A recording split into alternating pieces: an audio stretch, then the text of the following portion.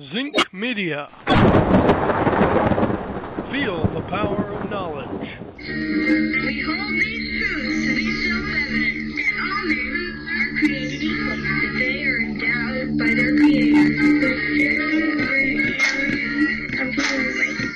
and among these are life, liberty, and the pursuit of happiness.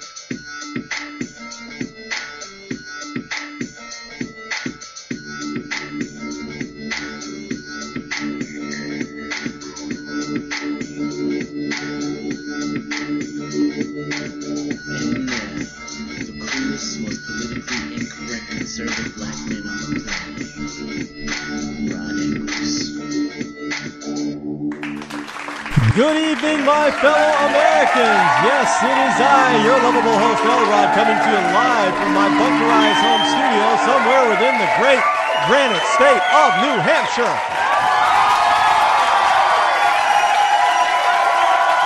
Yes, the state where the motto is live free or die. It is not big government or bust. It is Hump Day, Wednesday, November the 14th, in the year of our Lord 2012, and we are live again this evening. Yes, folks, got a lot to talk about, as well as go over with you on a lot of things, especially having to do with, people like Nancy Pelosi and things like that, and President Obama. I know many of you you've probably heard Obama.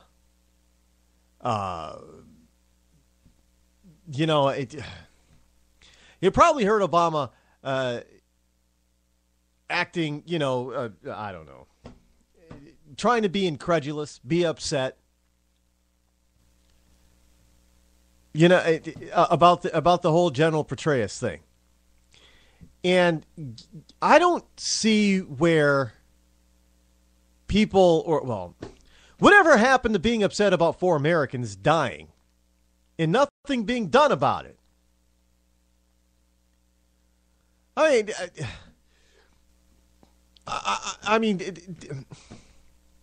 Look, folks, there is so much going on out there. It's ridiculous when it comes to what the media, the mainstream media is. Look, the media's dead. And I know that we have the problem with alternative media, if you want to use that term, things like Newsmax and Breitbart.com, is that they've been successfully relegated to being extremist. And nobody but the diehards really pay attention to them. Now, I'm not saying that they're not useful, because they are. They're very useful. I'm not saying that they're not truthful, because they are. WorldNet Daily, very conservative slant. Now, with those types of sites, but they're all we have. Look.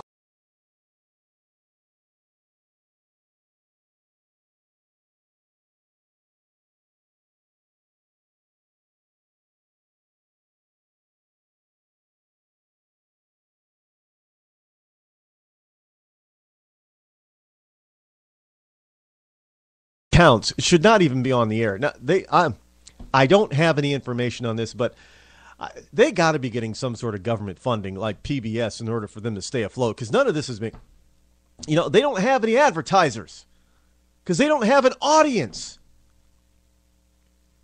I mean, some of their biggest shows only garner like 300,000 people. Less than 500,000 people watch. I mean, who's going to spend money to advertise when nobody's watching? I don't understand it. I mean, I wish I could do that. Maybe I can. But then I would probably be taxed into oblivion coming, with this fiscal cliff coming up in January of 2013. Folks, I have not. I got some comments on the San Francisco things, my San Francisco trip, and I had a lot of people, commenting on Facebook and on places like Twitter and Google Plus and even on LinkedIn and email and stuff like that. And look, some people are asking, well, you didn't enjoy your trip, Rod? You didn't enjoy fabulous California? Yeah, no, I thoroughly enjoyed my trip to San Francisco. I really did. My point was that seeing how, and I thought I was pretty clear with this, that California, by and large, is the most liberal state in the union. You want to go 1 to 50. 1 being the most liberal, and 50 being probably, I don't know, Texas, as far as being conservative. So 1 would be California. And probably a close number 2 would be Massachusetts. But 1 would definitely be California. That is by and large the most liberal. So it's the most liberal state that we got. And San Francisco is probably the most liberal city in the state of California, making it the most liberal city in the nation. Now, I don't know if I'd go that far and say San Francisco is the most liberal city in the nation. Right now, that might be Washington, D.C. But it's by and large, arguably so. I mean, some people might say, well, it's not San Fran. It's, I don't see how you can say it's L.A. or San Diego.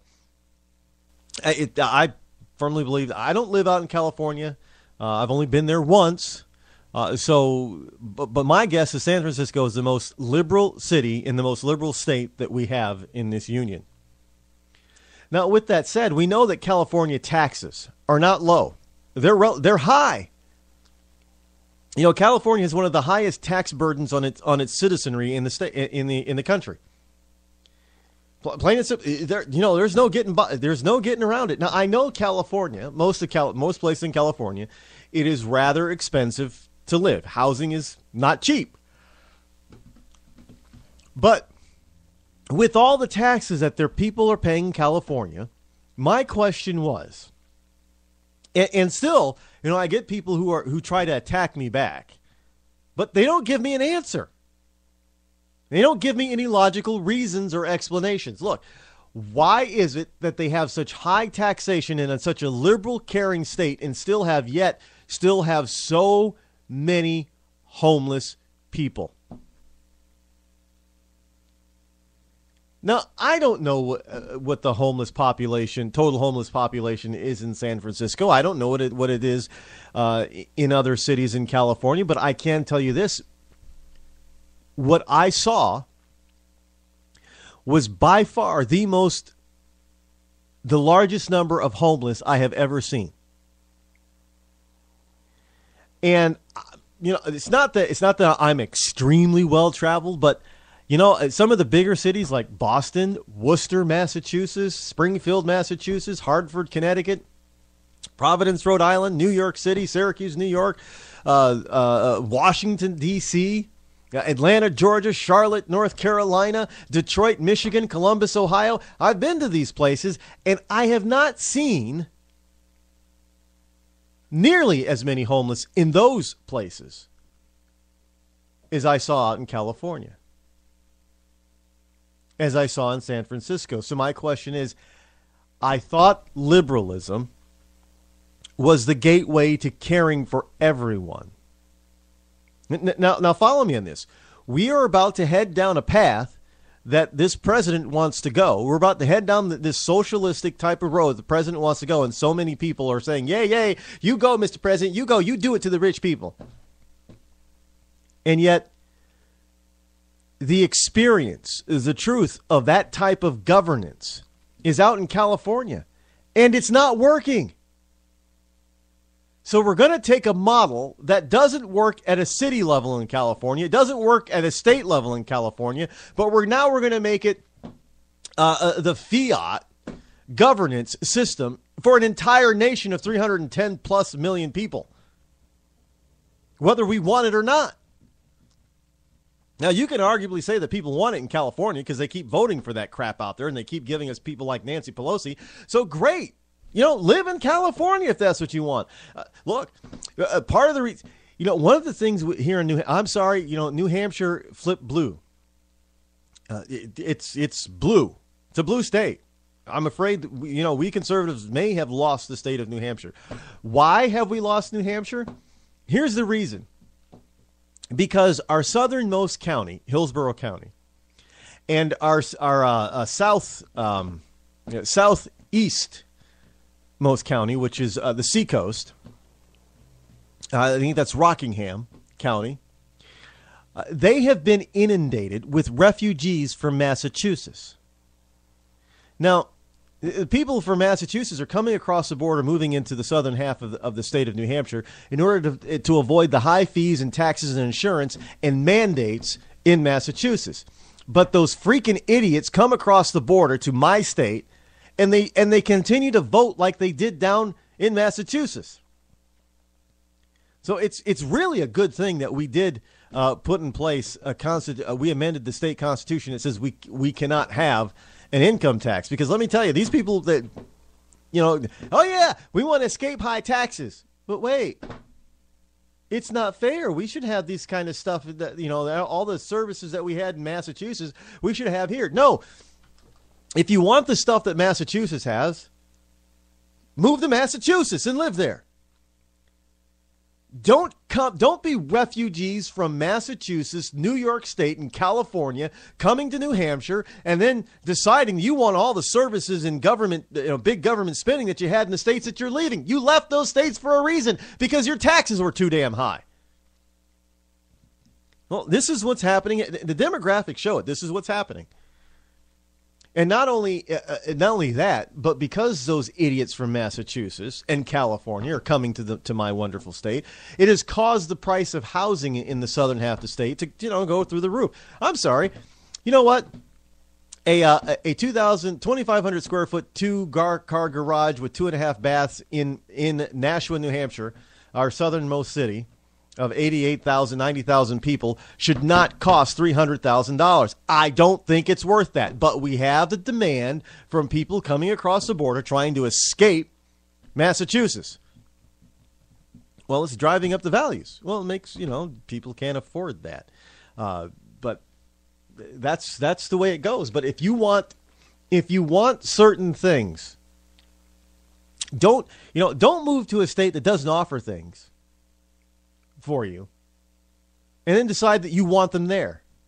The reason why you moved to that state most likely was to escape something in the old state. Well, no, Rod, it's where the jobs went. Oh, BS. Yes, I know there are a lot of people that move wherever, whether they like the place they're moving to or not, simply because of the job. They're following their career path. But most people take into consideration whether or not they're going to like where they're moving to before they take a job. Or they decide, well, I can live in this community and still commute to work here, kind of like I did when I moved here from Syracuse, New York. I couldn't afford Boston, didn't want to live in Boston. So hey, I can work and I can commute to Boston and work in Boston, and we can live in New Hampshire. And that's what we did. But I sure as hell didn't expect, coming from New York, I kind of like the fact that there was no state income tax, personal income tax. There was no sales tax. I liked those facts, as I came from a state that had both of those things. And we had relatively high property taxes.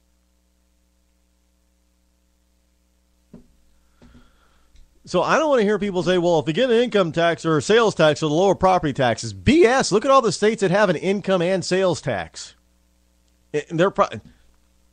I